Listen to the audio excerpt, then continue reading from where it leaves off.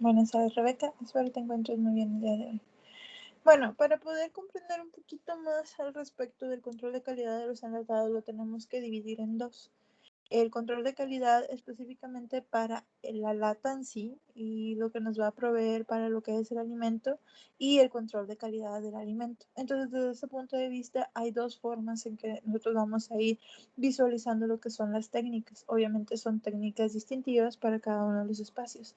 Pero antes de que nosotros empecemos a medir directamente lo que es el control de calidad o los análisis dentro de lo que son nuestros enlatados o nuestros productos, desde ese punto de vista sí tenemos que comprender muy bien cómo es que está desarrollada la lata y cuáles son las características que debe tener.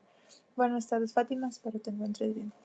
Entonces, nosotros tenemos que tomar todo el conjunto, algo como un todo, lo que nosotros estamos viendo al momento de que estamos considerando el control de calidad de lo que es enlatados o el análisis de lo que son los enlatados, porque simplemente un cambio diferente en lo que es ahora sí el uso de ese tipo de envase, pues nos va a traer consecuencias diferentes a cómo se va a comportar nuestro producto a través del tiempo.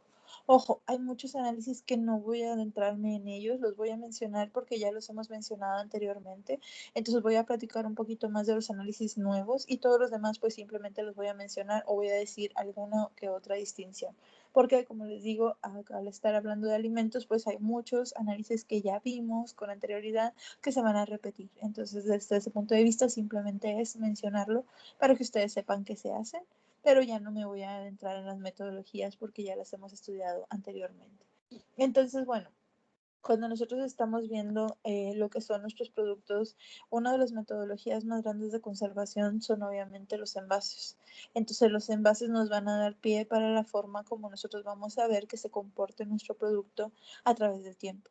Entonces, desde este punto de vista, nosotros tenemos que hacer una adecuada selección de lo que es el envase para poder asegurar que lo que son ahora sí los productos contenidos dentro de él no van a sufrir alteraciones. Desde este punto, alteraciones con el medio ambiente o alteraciones específicamente con que ellos vayan a reaccionar con el envase.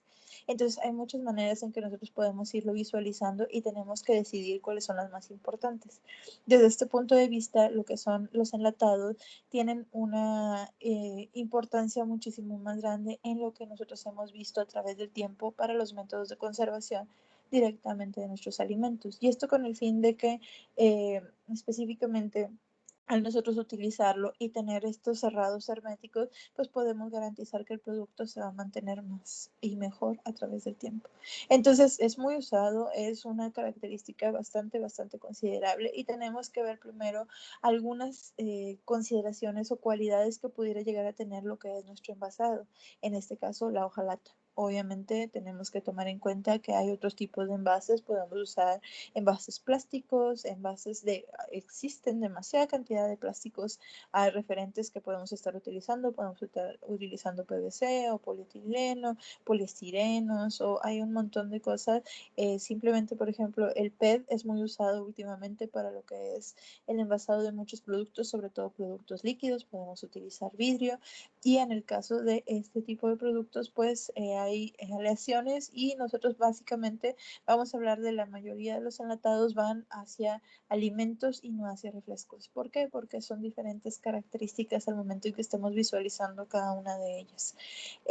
La lata que va directamente a lo que es refrescos es una lata más ligera, es una lata que va de la mano, es un aluminio específicamente, tiene un recubrimiento plástico. De hecho, en la mañana estaba teniendo una práctica con algunos alumnos y me preguntaban de una tendencia que hay en TikTok. Creo que me mencionaron que estaba lo que era el video donde alguien le ponía calor o algún tipo de químico y deshacía completamente lo que era la lata dejando única y exclusivamente lo que era una película plástica que estaba conteniendo directamente lo que era el producto, y me preguntaban que si eso era real. En ese momento pues estuve visualizando, primero vi el video porque no lo había visto directamente, y cuando estamos nosotros trabajando con este tipo de características, pues tenemos que considerar que nuestros envases pues son bastante resistentes. Entonces, a menos de que tengamos químicos muy fuertes, pues no los podríamos directamente disolver, y pues tendríamos que utilizar, en caso de tener temperaturas muy altas, pues utilizar temperaturas excesivamente elevadas para nosotros poderlos fundir. Entonces, en el caso de que nosotros realmente estuviéramos logrando quitar lo que es la parte de aluminio de lo que son los enlatados, aunque nosotros tenemos un recubrimiento plástico en muchos de los tipos de enlatados, y en este caso, tanto en aluminio como en hojalata, este recubrimiento plástico obviamente se desharía, no quedaría intacto a lo que son los químicos, porque si no sería un químico, en este caso un plástico que sería excesivamente resistente, y obviamente pues no necesitaría ni siquiera la acción de un recubrimiento con aluminio, porque pues el mismo plástico resistiría todo, resistiría calor, resistiría ácido, resistiría un montón de cosas e inclemencias de clima y un montón de cosas. Entonces es un video que es totalmente falso, no hay posibilidad desde el punto de vista químico que se lograra disolver la parte del aluminio sin llevarse un recubrimiento plástico en la parte interna. Obviamente todos estos tipos de productos van a tener ese recubrimiento plástico porque nos va a generar a mayor conciencia, menor intercambio gaseoso entre lo que nosotros tenemos contenido dentro de nuestros productos y hacia el exterior, sobre todo muy importante en estos refrescos que nosotros vemos y en el aluminio, que es tan delgado. En el caso de la hojalata, muchos de los productos que nosotros vamos a ver, y es una de las cualidades que vamos a revisar, tienen pHs bastante considerables, tanto ácidos como básicos, y no queremos que reaccionen al momento en que nosotros estemos trabajando con nuestro producto de envasado, que no haya ningún químico que se vaya a ir generando o ningún desperdicio que nos vaya a estar contaminando directamente nuestro producto. Entonces, aquí nada más para que tengamos una idea de muchas cosas que salen en el internet, pues realmente si nos vamos a ver 100% las condiciones, pues tienden a ser falsas o simplemente un truco de cámara. Cuando nosotros estábamos viendo, como les decía, tengo que sentar un precedente, voy a hacer unas 2, 3 diapositivas nada más para que ustedes vean lo que son las características de la lata, para que al momento en que nosotros vayamos a, pues ahora sí que utilizarla o analizarla dentro de nuestros estudios, pues tenga un poquito más de coherencia. Entonces, para que nosotros podamos ver las características de la lata, pues hay que medir ciertas condiciones. Nosotros tenemos que tener lo que es ahora sí directamente pues delimitado lo que es el espacio de cobertura. También tenemos que tener lo que es el espacio, lo que es el temple y lo que es el espesor. Entonces, desde este punto de vista, las hojalatas van a variar. Por lo general, cuando nosotros estamos hablando del proceso de lo que es la hojalata, el metal en mezcla con otro tipo de ¿cómo se llama? De productos o productos metálicos específicamente. Ahí veo. Buenas tardes, Evelyn. Buenas tardes, Saray. Espero se encuentren bien. En mezcla, nosotros lo que vamos a hacer es una disposición específica de una cantidad del material para que nosotros podamos ahora sí generar de una manera adecuada lo que es una cobertura y que este producto se vuelva más resistente a través del tiempo. Obviamente, el temple nos va a ayudar hacia que nosotros podamos trabajar con este tipo de productos sin deformarse y sin romperse. Entonces, aquí nada más nosotros tenemos que medir ciertas características, mientras que la cobertura va en gramos por metro cuadrado, porque es la cantidad y el grosor que nosotros pudiéramos estar teniendo de recubrimientos y capas dentro de lo que es nuestro proceso del enlatado, para poder ahora sí generar ya lo que vendría siendo la lata tal cual. En este caso, nuestra hojalata lo estamos haciendo así como una lámina específicamente. En el caso del temple es cuando nosotros ya empecemos a moldearla, cuánto tiempo se va a tardar para romperse o deformarse, y pues ahí ellos nos dan unos grados específicos que son los grados Roswell. Los grados Roswell nos van a indicar la capacidad de deformación que pudiera llegar a tener directamente nuestro enlatado. Y en el caso del espesor, pues ahora sí, después de todas esas capas que nosotros tenemos la cobertura, pues cómo es que vamos a variar. Un espesor específico nos va a servir para ciertas características y un espesor diferente para otras. Entonces nosotros tenemos que visualizar que a pesar de que vamos a partir y vamos a ver muchas latas, por ejemplo, una lata de pintura tiene el mismo procedimiento para hacer que una lata de elote. Nada más la única diferencia es el grosor y la forma de diferenciación, a lo mejor el recubrimiento que pudiéramos llegar a tener, pero siguen siendo y siguen partiendo de las mismas condiciones que el otro tipo de producto. Entonces, de estas situaciones, pues tenemos que ver la cantidad de milímetros en espesor que pudiera llegar a tener nuestra hojalata para que al momento en que nosotros generemos la lata, pues ustedes tengan ahora sí más características. Ahí como una nota para que lo tengan, para que no se nos vayan a perder directamente, que es la escala de dureza de Rodwell. Entonces aquí lo que nosotros tenemos es una fuerza penetrante que va a moldear o va a empezar a tratar de profundizar dentro de lo que es el metal. Entonces nosotros vamos a medir la cantidad de fuerza que se tiene que aplicar para que nosotros podamos ahora sí perforar completamente lo que es el grosor o el espesor que nosotros pudiéramos llegar a tener de un metal. No es únicamente utilizado en la hojalata, es utilizado por muchas cosas y de esta manera nosotros vamos a saber si se va a deformar a través del tiempo o cómo se va a comportar, si le podemos poner peso encima, qué cantidad de peso pudiéramos llegar a poner, etcétera. Porque recuerden que al momento en que nosotros estamos trabajando con las latas, esta lata no llega sola. Esta lata llega en una serie de, ¿cómo se llaman? De ay, columnas que son una lata encima de la otra que están soportando todo el peso. Entonces tenemos que asegurarnos que la lata de encima obviamente no vaya a vencer el peso ni la cerradura directamente de la lata de abajo y pues la caja no vaya a vencer el peso y no se vaya a colapsar lo que son las otras cajas que vayan directamente en esas tarimas hipotéticas de las que les había platicado. Entonces desde este punto de vista pues nada más hay que tenerlo en cuenta. ¿Cuáles son las partes de la lata? Es el cuerpo, que el cuerpo va a estar comprendido entre fondo y la tapa que va a ser la parte del envase unida mecánicamente a lo que es el cuerpo. El cuerpo embutido va a ser aquel que vaya a ser única y exclusivamente una sola pieza en el fondo.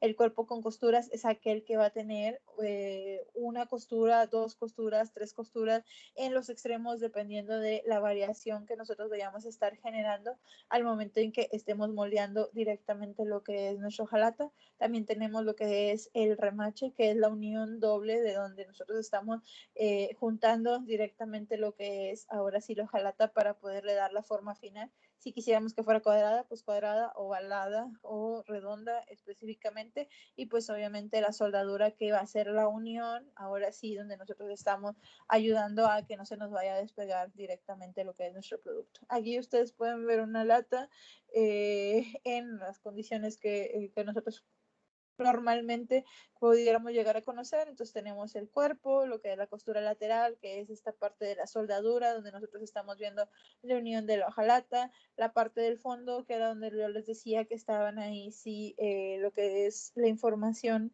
del lote y sobre todo la fecha de caducidad, y pues ahí ustedes pueden ver el cierre y en la parte de arriba nosotros vamos a ver un material distintivo para lo que es el abre fácil cuando lo estamos viendo.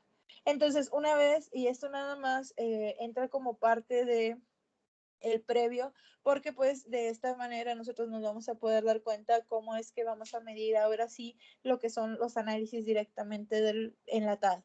¿Por qué? Porque como les decía, el enlatado no solamente va a comprender los análisis directos de lo que es ¿cómo se llama? El envase o digo el producto, sino que también tenemos que ver el envase. Entonces la primera cosa que nosotros vamos a medir es la hermeticidad del envase, porque pues lo que nosotros queremos es que haya un método no solamente de transporte de lo que es nuestro alimento, sino también un método de conservación a través del tiempo. Entonces, desde este punto de vista, nosotros necesitamos asegurarnos que no haya la transición o no haya ningún tipo de fuga directamente en nuestro envase.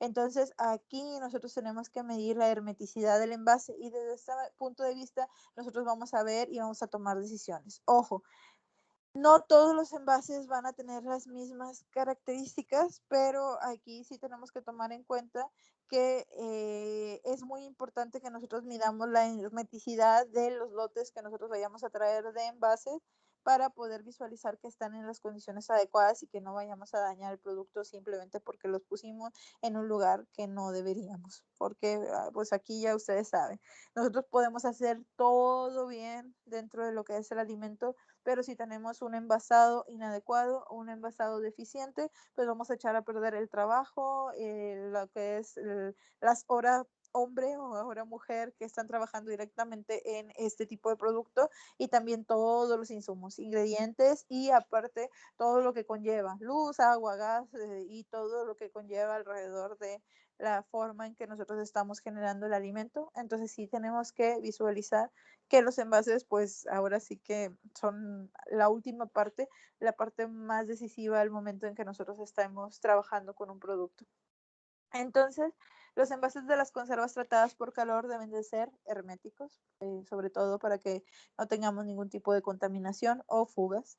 Entonces, para comprobar la hermeticidad, una vez lavado y seco el envase, se coloca invertido sobre una prensa y por el centro de la base se deja entrar aire a presión hasta alcanzar una atmósfera. Esta la vamos a estar midiendo directamente con un manómetro que va a tener nuestro, ¿cómo se llama? Nuestro equipo en el que nosotros vamos a estar insuflando lo que es el aire para poder poner la presión directamente en lo que es el envase. Y luego simplemente vamos a cortar la entrada de aire y vamos a estar midiendo cómo es que se va a ir comportando nuestro producto o la presión en el manómetro, si va a permanecer constante o no.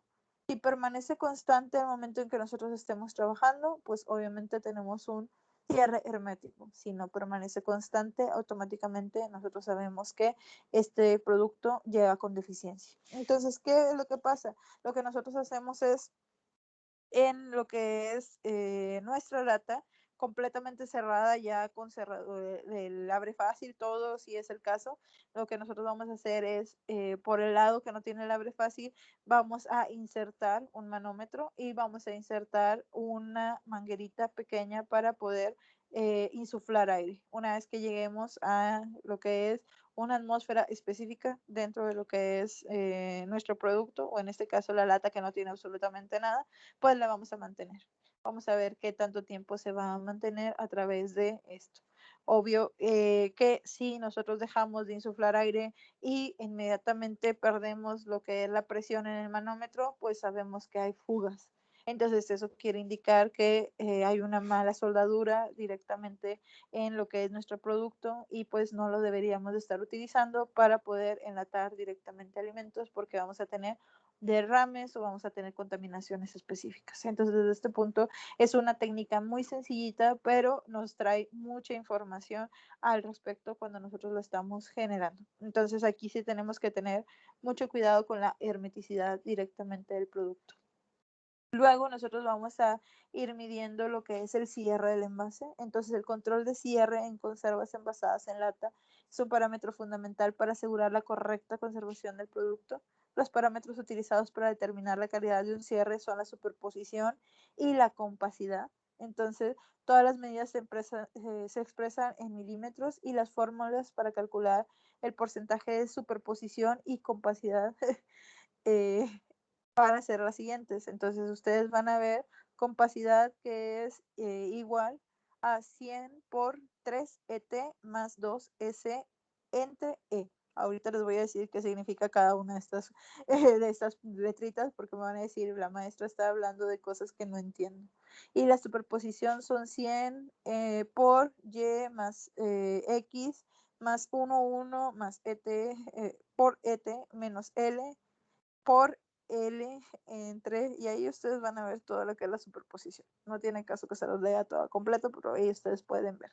¿Qué va a pasar? Cuando nosotros estemos hablando del cierre del envase, pues vamos a ver cuál es la característica, si es que ¿cómo se llama? La unión con la que es la soldadura nos va a aguantar a través del tiempo y cómo es que nosotros vamos a ir compactando lo que es nuestro envase. Entonces, desde este punto de vista, lo que nosotros vamos a hacer, y ahí están las características, es compactar el producto lo más que se pueda y vamos a ver cuánto es que va a resistir a través del tiempo.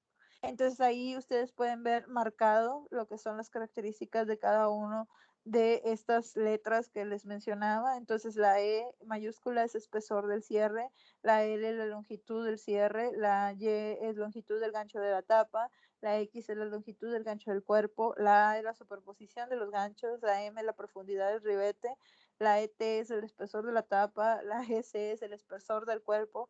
Entonces, de tal manera que nosotros podamos ayudar y corroborar que nosotros estemos teniendo una buena proceso de cerrado al momento en que nosotros estamos haciendo la compactación del producto, en este caso la lata, y la superposición, porque al momento en que nosotros estamos compactando, obviamente, pues es como un envase de plástico, pues vamos a colapsar lo que es la lata y automáticamente la vamos a superponer un espacio encima del otro, encima del otro, encima del otro, dependiendo de cuánto es que nosotros estemos llegando a compactar directamente ese producto.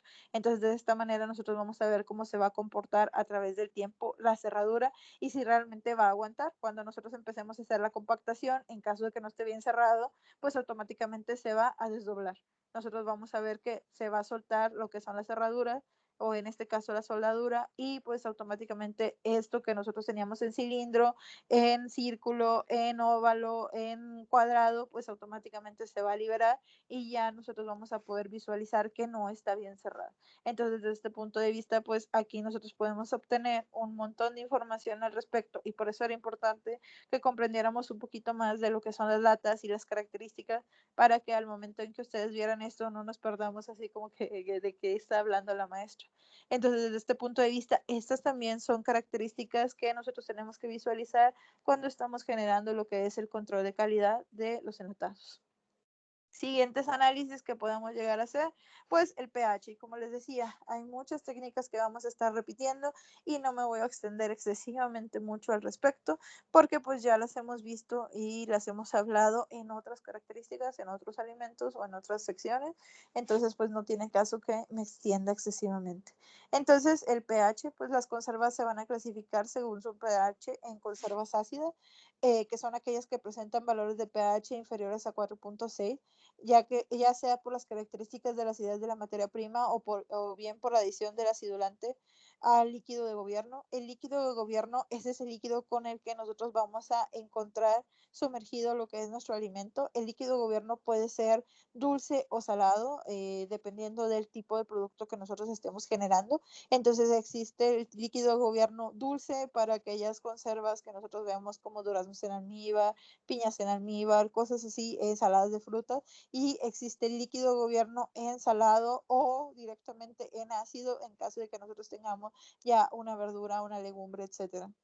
Entonces ahí podemos tener los elotes, los chícharos, también podemos tener el líquido gobierno, puede ser aceite en el caso del atún, o podemos tener lo que es el vinagre en el caso del chile, para que haya ahí un proceso de conserva, etcétera. Entonces ahí nosotros vamos a llamar líquido de gobierno a todo el producto que nosotros estamos viendo, que ahora sí que va a embeber directamente el producto sólido que nosotros estamos tratando de conservar dentro de lo que es nuestro envasado, en este caso nuestra lata. Entonces ahí ya sea que por naturalidad de lo que es la materia prima, ese líquido de gobierno sea ácido o que nosotros le agreguemos algún tipo de conservante o algún tipo de ingrediente específico para acidificarlo. Y también tenemos las conservas no ácidas, que son aquellas que tienen valores de pH superiores a 4, a 4.6. Entonces me van a decir, bueno, pero la neutralidad está en 7, ¿por qué nos vamos tan abajo en 4.6 y más arriba? Porque por lo general nosotros no vamos a tener, es raro que nosotros vayamos a tener alimentos neutros, entonces casi siempre vamos a tener más alimentos ácidos que básicos, entonces ustedes van a ver ahí las diferencias. Entonces, esto es cuestión nada más de simple conservación, es algo que nos indica cómo se van a comportar directamente nuestros productos a través del tiempo y en caso de que no existiera ese recubrimiento, el tener estos valores específicos al momento en que estamos visualizando el enlatado del producto, pues nos puede traer las consideraciones que les digo.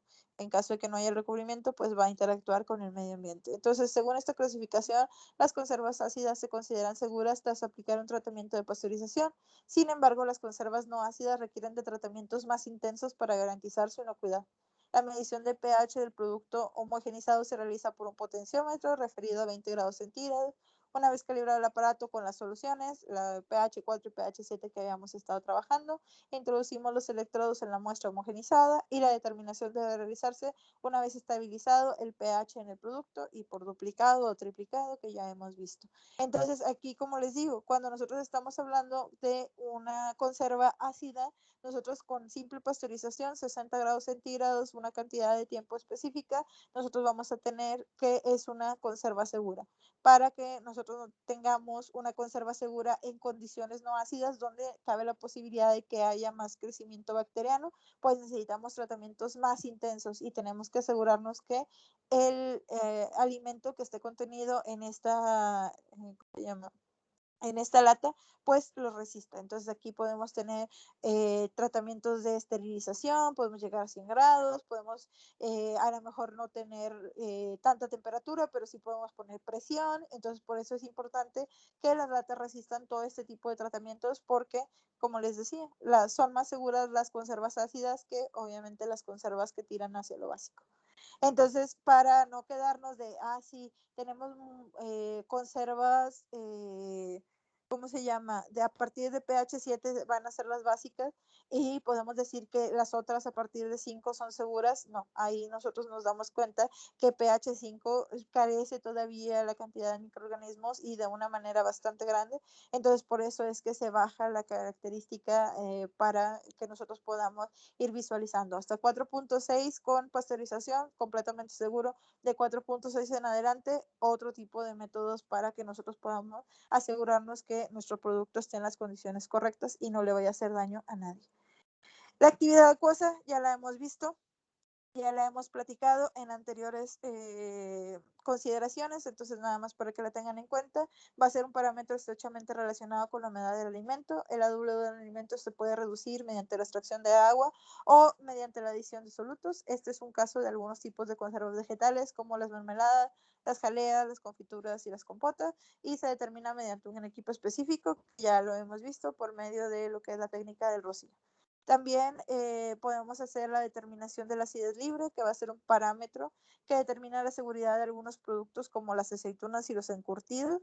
En este caso, la acidez libre se realiza para cuantificar la suma de distintos ácidos orgánicos presentes en el líquido de gobierno de la conserva, siempre que se haya establecido el equilibrio entre el producto y el líquido de gobierno. Entonces, desde este punto nosotros tengamos que estar visualizando y no solamente se hace para, ¿cómo se llama? Encurtidos, sino también las aceitunas son muy importantes en este sentido porque son de las pocas, ¿cómo les pudiera decir? De los pocos alimentos que son excesivamente sensibles. Esas aceitunas son excesivamente sensibles al momento de algún deterioro, algún cambio. Automáticamente cambian de sabor, automáticamente cambian de color, de temperatura, de forma y es una forma bastante, bastante considerable que nosotros podemos echar a perder directamente lo que es el producto. Al igual que el aceite es también excesivamente sensible, una cantidad de calor muy elevada nos va a echar a perder directamente el aceite que nosotros estamos obteniendo de este tipo de, ¿cómo se llama? Alimento cuando nosotros estemos trabajando con él. Por las características que tiene de ácidos grasos y de nutrimentos específicos. En este caso, macrocomponentes directamente de nuestro producto. Entonces, esta acidez se basa en la titulación de ácidos débiles con una base fuerte, que en este caso es el hidróxido de sodio, y el punto de equivalencia se encuentra en pH básico, por lo que es necesario emplear un indicador que vire en un intervalo básico apropiado como la fenolftaleína. Entonces, la determinación de la acidez de la muestra se expresa en porcentaje de ácido láctico y desde este punto lo único que tenemos que hacer es poner la muestra, poner la fenolftaleína y titular con el hidróxido de sodio para que nosotros tengamos un vire. La fenolftaleína es rosa, entonces podemos tener un vire color rosa y ahí nosotros vamos a poder determinar versus el gasto lo que es el porcentaje que nosotros estamos viendo expresado como ácido láctico. Para la determinación, la siguiente determinación que les voy a mencionar, pues vamos a platicar de lo que es el cloruro de sodio. Entonces, el cloruro de sodio, aquí vamos a estar visualizando cuál es la cantidad de cloruro de sodio que nosotros podemos poner en lo que es, ahora sí, nuestras conservas, porque no todas pueden llevar y no todos los alimentos obviamente nos lo van a permitir. Entonces, simplemente los alimentos que vayan más hacia ese sentido, pues cabe la posibilidad de que nosotros podamos ir realizando directamente lo que es esta técnica y la realización pues es muy adecuada o muy ad hoc. Una de las condiciones que nosotros tenemos que poner dentro de nuestros ¿cómo se llama? Etiquetas, sí o sí está considerada lo que es el sodio en miligramos. Entonces aquí sí toma una importancia muchísimo más relevante al momento en que nosotros la estamos visualizando y la estamos utilizando. Esta técnica no es difícil, es una técnica también donde nosotros vamos a generar un compuesto cromógeno. Entonces, desde este punto de vista, la concentración de cloruro de sodio en una conserva se puede medir mediante el método de Mohr. Esto que es titular el cloruro con una solución estándar de nitrato de plata, añadiendo como indicador una sal soluble de cromato. Y cuando la precipitación del cloruro termina, el primer exceso de plata reacciona con el cromato para formar un precipitado rojo de cromato de plata. Entonces aquí nosotros tenemos lo que es nuestro, ¿cómo se llama? Nuestro alimento en solución y lo que nosotros le vamos a agregar es lo que es el nitrato de plata y pues aquí ¿cómo les pudiera decir? Vamos a tener una reacción, es una simple titulación que nosotros vamos a estar generando para nosotros poder ahora sí medir y cuantificar el cromato de plata que se va a estar generando al momento en que nosotros estamos realizando el complejo entre el cloruro y el nitrato. Entonces, desde este punto de vista, nosotros vamos a, así como en la anterior, nosotros vamos a ver un cambio de coloración. Este va a ser a rojo en vez del rosa que les había platicado en la técnica anterior. Y pues también vamos a medir los mililitros que nosotros estamos utilizando para la titulación y automáticamente nosotros vamos a poder sacar la cantidad de cloruro de sodio que pudiera estar contenido en nuestros encurtidos. Hay otras maneras en que nosotros podemos visualizar esta misma técnica, pero pues esa es la forma más sencillita al momento en que nosotros tengamos que trabajar. Eh, una vez que nosotros estamos visualizando esto, dentro de lo que son las características completas de nuestros enlatados, pues tenemos que visualizar lo que es las pruebas de esterilidad y en este caso pues tenemos que adecuarnos o visualizar que en este caso la lata, esté llegando a las condiciones adecuadas del tratamiento térmico que nosotros vayamos a estarles aplicando. El tratamiento térmico va de acuerdo a las necesidades que nosotros tengamos. Podemos pasteurizar, podemos esterilizar, podemos hervir, podemos hacer un montón de cosas siempre y cuando el alimento no se perjudique dentro de lo que es el producto, no se recosa o no cambie de color, no tenga una textura diferente, etcétera. Entonces, desde este punto de vista, nosotros tenemos que considerar cuáles son las opciones. Por eso muchas veces, pues, preferimos bajar la carga microbiana con lo que son el líquido gobierno en las condiciones adecuadas para que no crezca absolutamente nada o que baje mucho lo que es la carga microbiana para que al momento en que tengamos que poner una temperatura, algo para que nosotros podamos visualizar y decir, ahora sí, nuestra lata está en las condiciones correctas, pues que no sea excesivamente el calor que le estamos poniendo. ¿Por qué? Porque les digo, aquí cambian un montón de cosas dentro de nuestro alimento. Entonces, el objeto de esta prueba es comprobar que el tratamiento térmico efectuado haya sido el adecuado. El número de muestras debe ser representativo del lote y deben de tomarse de diferentes puntos del autoclave o del lugar donde nosotros vayamos a hacer. Si estamos pasteurizando, pues del pasteurizador, etcétera. Entonces, esta prueba consiste en someter las muestras a distintas temperaturas de incubación y tras realizar un examen visual de la apariencia externa de las conservas, las muestras se van a incubar en 2 estufas a una temperatura y tiempo de permanencia determinado dependiendo de la acidez de la misma. Entonces, desde este punto de vista, nosotros tenemos que hacer una visualización de lo que es la conserva o la parte más externa directamente de lo que es, perdón, lo que es nuestro producto y cuando ya lo tenemos, ya tenemos ahora sí ¿cómo se llama? La comparación inicial, podemos tomar fotografías y todo para que tengamos ya directamente la comparación inicial. Ahora sí, la vamos a incubar en diferentes temperaturas. Y esto va a ir dado de acuerdo al pH. Si los tenemos pH más bajos de 4.6, pues ahí ustedes pueden ver lo que es la muestra. Entonces, tenemos que tener una muestra de 3 a 28 días a 31 grados centígrados, una muestra de 3 o un tercio de lo que son las muestras, vamos a tenerla 10 días a 44 grados y también podemos tener la siguiente 10 días 55 grados y tenemos que tener un testigo que va a ser sin incubar. Entonces, desde este punto de vista, nosotros vamos a estar visualizando cómo se va a estar comportando. Entonces, nosotros teníamos que meter en una misma, de un mismo lote, una lata, vamos a ponerlo así, tenemos 4 latas. Una va a 28 días 31 grados, una va a 10 días 44 grados, una va a 10 días 55 grados y una no se incuba. Y luego hacemos comparaciones, hacemos medición de pH, acidez, obviamente la microbiología es muy importante, aerobios, hongos y levaduras y coliformes para que nosotros podamos estar visualizando. Son las técnicas más necesarias dentro de lo que son las liberaciones de los alimentos. Entonces, para que nosotros podamos visualizar que la conserva se está manteniendo las condiciones que nosotros estamos buscando, pues automáticamente estamos llevando a cabo estas características. Entonces, en conservas ácidas, pues vamos a tener lo que es 2 muestras, en este caso de las 3 que pudiéramos llegar a tener, de las 3 latas, pues 2 van a estar a 7 días, de entre 7 y 10 días las podemos dejar como máximo entre 25 y 30 grados aproximadamente, que es lo que la gente considera que es temperatura ambiente, pero ojo, aquí en Monterrey no llega, no tenemos esa temperatura, sobre todo en tiempos de calor, entonces sí tenemos que ponerlos en una incubadora para que estén en esas condiciones,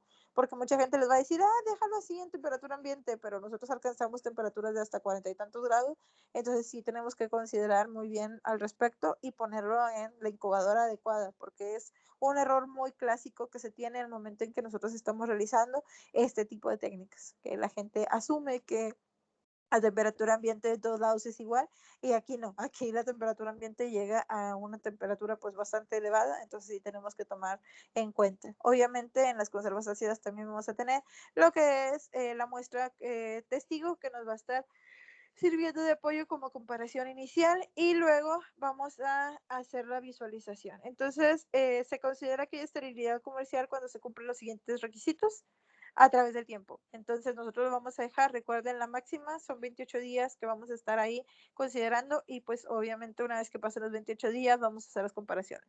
Entonces, cuando pasa el tiempo, el envase no está alterado tras la incubación y el producto no resuma, o sea, no está hinchado o no se, ¿cómo se llama? No se está tratando de colapsar o se está saliendo directamente de lo que es el envasado. Entonces, no se aprecia modificación alguna de textura, color ni aroma del producto envasado. El producto está en las mismas condiciones que nosotros lo estamos visualizando. La diferencia de pH entre el producto incubado y el testigo es inferior a 0.5 unidades, o sea, no hay un cambio directamente en lo que es el pH. Si hay pequeñas variaciones entre 0.15 y 0.5 unidades, se realizan 2 recuentos microbianos al microscopio en caso de que nosotros queramos estar visualizando. Y pues aquí nosotros tenemos que tener que nuestros recuentos al microscopio deben de ser de menos de 100 para que nosotros podamos decidir que nuestra lata esté en las condiciones adecuadas. Como les decía, la microbiología juega un papel muy importante dentro de lo que es esta característica. Obviamente a mí no me compete explicar lo que son las técnicas microbiológicas, además yo creo que ustedes son expertos en esa área, no sé, yo considero que sí. Entonces, desde ese punto de vista, nada más hay que sí tomar en cuenta que no hay mucha variación entre los resultados que nosotros tenemos con la muestra testigo y los resultados que nosotros estamos viendo después de los procesos de incubación. Si el producto no se considera comercialmente estéril, se realizaría un estudio minucioso para localizar el problema y el tipo de microorganismos implicados. Entonces, desde este punto de vista, si nosotros hacemos toda esta incubación y vemos que el producto está alterado, pues lo que sigue es llegar a la causa raíz. ¿Por qué? Aquí hay muchas herramientas y tampoco es el tema directo que les voy a explicar, pero sí hay una herramienta muy utilizada que pues algún día ustedes van a llegar directamente a la industria, que sean los 8 porqués. Entonces nosotros empezamos a generar esa cantidad de preguntas. Entonces empezamos, ¿por qué se contaminó la lata? Entonces empezamos, porque había una fuga en el envase. ¿Por qué es que había una fuga en el envase? Porque no estaba bien soldada. ¿Por qué no estaba bien soldada la lata? Es que cambiamos de proveedor. ¿Por qué cambiaron de proveedor? Ah, es que es una cuestión de dinero. Ah, bueno, ¿por qué no había dinero? Ah, es que es una cuestión de... Entonces se van a la causa raíz y la causa raíz, pues a veces, muchas veces dice uno, ah, pues es que la lata, pues alguien más la compró, pero no, la causa raíz realmente es que no había el dinero porque alguien no pagó, entonces se buscó una alternativa de proveedor y pues quiere decir que tenemos una lata que no está en las condiciones adecuadas, pero la causa raíz, la verdadera causa raíz es la falta del dinero, por eso es que se buscó una alternativa de una persona que nos estuviera vendiendo nuestro producto, en este caso nuestra lata, de una manera no adecuada. Entonces, pues cuando nosotros estamos tratando de localizar el problema, pues sí tenemos que ver qué es lo que tenemos que modificar realmente. Si es cuestión de maquinaria, la maquinaria. Si es cuestión de envase, envase. Si es cuestión de infraestructura, infraestructura. Si es cuestión de dinero, pues dinero. Entonces ahí nos tenemos que ir visualizando. Por eso cuando hacemos este tipo de herramientas de los porqués, pues nos da un montón de información simplemente por estar preguntando, ¿y por qué pasa esto? ¿Y por qué pasa aquello? ¿Y por qué? Y a veces es tedioso, pero hay ¿cómo se llama? Una herramienta donde hay una tabla donde nosotros vamos llenando y hasta haces un diagrama de Ishikawa, no sé si los han visto en esta parte de calidad, que está muy interesante. Si a alguien le interesa esa información, se las puedo pasar. Hay unos ejemplos muy divertidos que ustedes pudieran estarlos visualizando y tal vez el día de mañana en la industria les pueda llegar a servir. Muy utilizado para los sistemas de control de calidad dentro de lo que son las áreas, tanto de alimentos como de otro tipo de compuestos. Entonces, bueno, una vez que vemos eso y ya vimos las características de la lata, ya lo que seguiría son unos cuantos análisis directamente de lo que viene siendo nuestro producto en general. Pero ya no lo voy a ver directamente en esta clase, lo vamos a platicar en la siguiente sesión.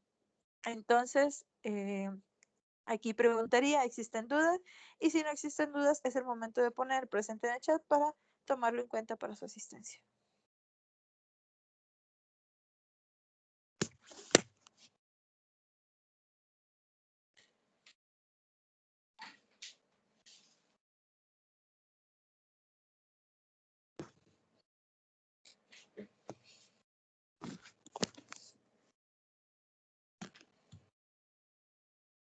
Presentes, presente, todo bien, presente, presente, presente, presente. Perfecto. Entonces voy a detener la grabación de lo que es la sesión.